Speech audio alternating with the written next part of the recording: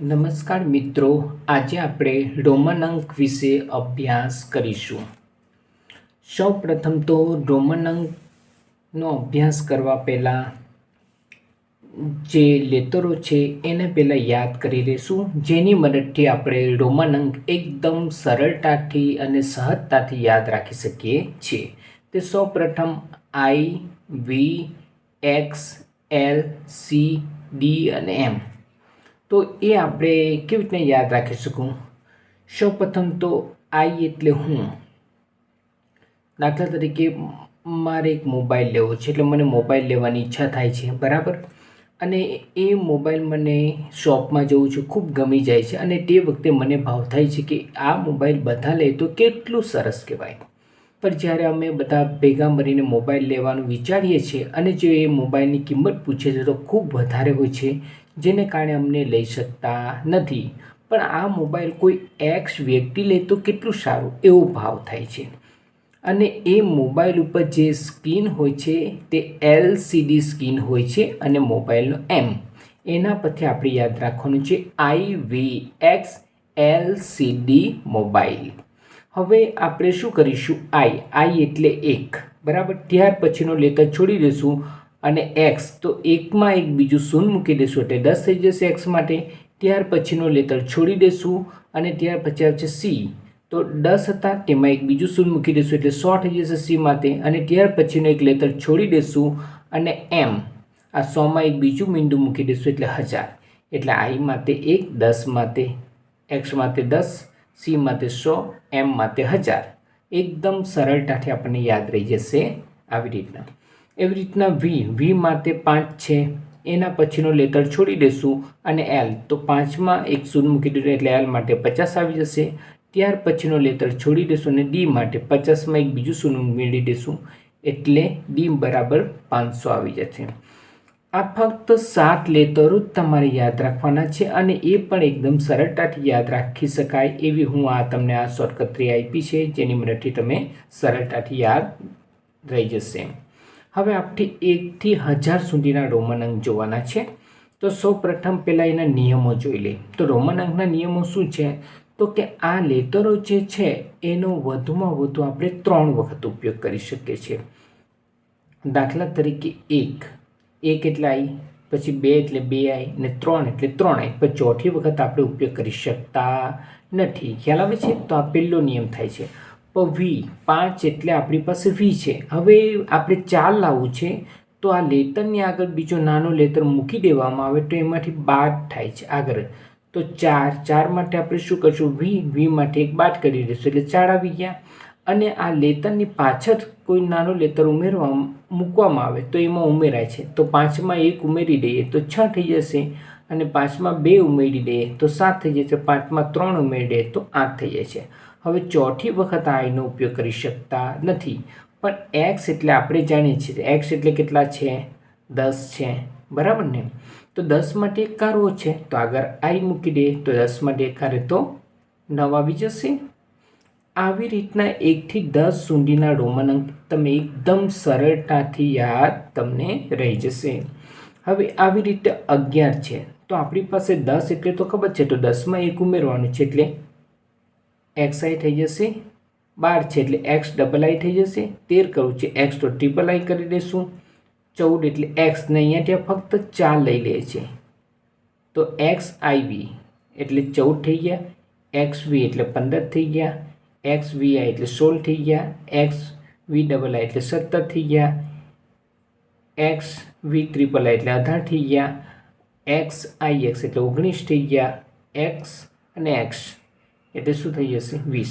આમાં આપણે નવું કશું જ કર્યું નહીં, ફક્ત આ જે લાઈન આપણી પાસે હતી એમાં ફક્ત આગળ X મૂકી દીધો છે, એટલું જ સહેલું છે. હવે 20 આવ્યો છે તો XX લખી દઈશું. આપણે દાખલા તરીકે 21 લખવું હોય તો આપણે કેવી રીતના લખી શકીએ? આ 21 છે, બરાબર છે. તો આપણે એકદમ સિમ્પલ રીતે લખી શકીએ છીએ. આ XX તો લખી જ દેવાના છે, અને આ 20 ને 21 એવી રીતના 22 માટે પણ લખીશું. ફક્ત 2 X આગળ મૂકી દઈશું એટલે આપણી 21ની લાઈન પૂરી થઈ જશે. ખ્યાલ આવે છે? ફક્ત આપણને શૂન્યવાળા જે 10 છે, 20 છે, 30 છે એ આવડશે તો 100 સુધીના રોમન અંક એકદમ સરળતાથી. તો સૌપ્રથમ 30 માટે આપણે શું કરશું? 30 માટે XXX આવી જશે. ખ્યાલ આવે છે? હવે આપણે 40 લખવું છે, પણ 40 માટે શું કરીએ છીએ? 40 માટે આપણે જાણતા નથી, 50 માટે જાણ. જેવી રીતના આપણે 4 લખવો હોય તો 5નો ઉપયોગ કરો. આ 4 છે, 4ને લખવા માટે આપણે કોનો ઉપયોગ કરો? 5. હવે આપણે 40 લખવા છે તો અહીંયા 40 લખવો છે તો શૂન્ય અહીંયા કર્યું તો અહીંયા પણ શૂન્ય કરવું પડે. તો હવે આનો કોનો ઉપયોગ કરવો પડશે? 50. તો 50 એટલે L છે તો એમાંથી 10 કાઢી નાખીએ એટલે 40 આવી ગયા. ખબર છે? હવે દાખલા તરીકે 60 લખવો છે. 60 લખવો છે તો આપણે સૌથી પહેલાં એ યાદ કરીએ. આ 5નો ઉપયોગ કરીને આપણે 6 લખ્યો ને તો હવે અહીંયા શૂન્ય મૂકી દે. 60 લખવું છે તો કોનો ઉપયોગ કરવો પડશે? 50નો ઉપયોગ કરીને આપણે 60 લખીએ તો આ 50 ને બીજા 10 60 થઈ ગયા. 70 લખવું છે, 50 ને 60 ને 70. 80 લખવું છે તો 50, કારણ કે આ 5 પરથી જ આપણે કોણ લખ્યું છે? 5નો ઉપયોગ કરીને 8 સુધી લખ્યું ને, એવી રીતના 50નો ઉપયોગ કરીને આપણે 80 સુધી લખીશું. તો 50, 60, 70 ને 80. ખ્યાલ આવે છે? એવી રીતના આપણે 10નો ઉપયોગ કરીને 9 લખ્યો છે. હવે એમાં એક બીજું મૂકી દો, શૂન્ય મૂકી દો એટલે અહીંયા 90 થઈ જશે ને 100 થઈ જશે. તો 100નો ઉપયોગ કરીને આપણે શું લખવાનું છે? 90. તો 100 માટે આપણને C છે તો 90 માટે શું કરશું? C, અને એમાંથી 10 કાઢી દઈશું એટલે 90 આવી જશે. તો 1 થી 100 સુધીના રોમન અંક તમને એકદમ સરળતાથી આ યાદ રહી જશે. બેન અહીંયા જ જોવાનું છે આપણે કે આપણે 4 લખવા માટે કોનો ઉપયોગ કરો? 5નો.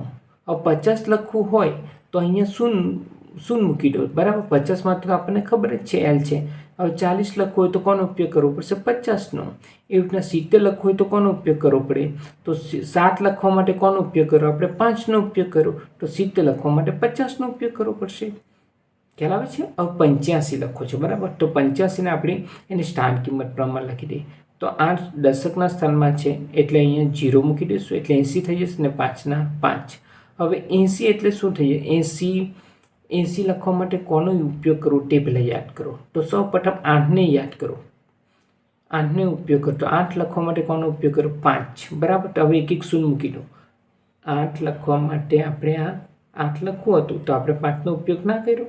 તો હવે આપણે 80 લખવું છે તો અહીંયા શૂન્ય મૂકી દો, અહીંયા પણ શૂન્ય મૂકી દઈએ, બરાબર ને? તો 80 લખવા માટે 50નો ઉપયોગ કરો. તો આ 50, 60, 70 ને 80 થઈ ગયા. ખ્યાલ આવે છે? હવે શું કરશું? 5 માટે 20 છે. એવી રીતના 68 લખવું છે તો 68 માટે એની સ્થાન કિંમત શું થશે? 6 દશકના સ્થાનમાં એટલે 60 થઈ જશે અને 8ના 8.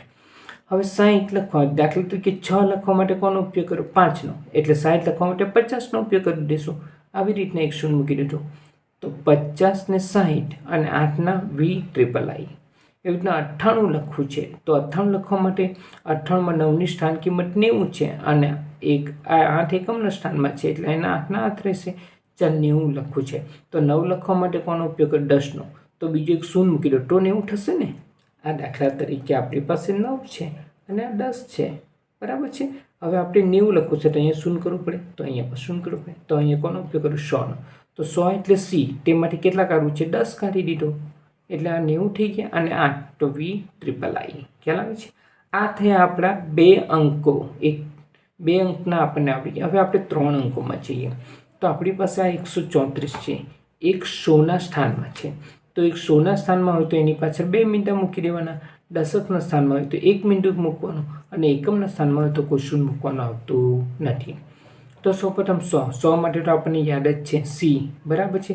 પછી 30 એટલે પછી યાદ છે XXX અને 4 એટલે IV. ખ્યાલ આવે છે? હવે આપણે 668 લખવાના છે. 6 100ના સ્થાનમાં એટલે 600 થઈ જશે. આ 6 દશકના સ્થાનમાં એટલે 60 થઈ જશે અને 8 એકમના સ્થાનમાં એટલે 8ના 8. ચલો આને પહેલાં 6 તો લખવા માટે કોનો ઉપયોગ કરો? 5. આપણે યાદ કરીશું.